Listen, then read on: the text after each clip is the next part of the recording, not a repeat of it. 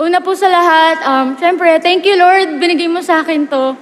And sa totoo lang po, una pa lang, kulelat na ako sa botohan, pero dahil may isang taong nag-push para umangat-angat yung boto sa akin, walang iba kundi ang pinaka-supportive husband ko, si Von Ordona. Labi, para sa'yo to. Siya talaga yun nung nangampanya, nagpa-t-shirt pa. At actually, tinanong ko siya, sabi ko, Love, bakit ba gusto mo akong manalo? Sabi niya, because you deserve it. Tapos nag-scroll ako sa TikTok ko. Sabi ko, deserve ko ba? Ano bang pinagagawa ko sa TikTok?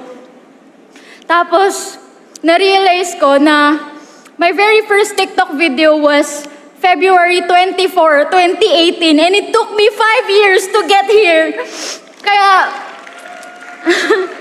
Kaya sobrang happy ko po kasi wala pang pandemya nun. Konti pa lang kami yung nasa TikTok. Lahat ng videos namin naka-speed up pa. Yung mga naka 2 times, tinatawag pa kaming Jejemon nun kasi nga, hindi pa naman kilala yung TikTok pero hindi ako tumigil.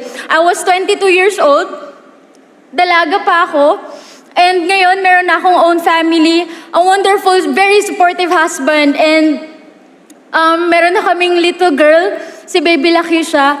At gusto ko lang po magpasalamat sa lahat ng supporters, sa community namin, sa Billionaire Gang Team, maraming salamat. At sa lahat po ng TikTok creators na walang sawang nagpapasaya at nag-entertain ng ibang tao, maraming salamat po. This is all for you. Thank you so much po.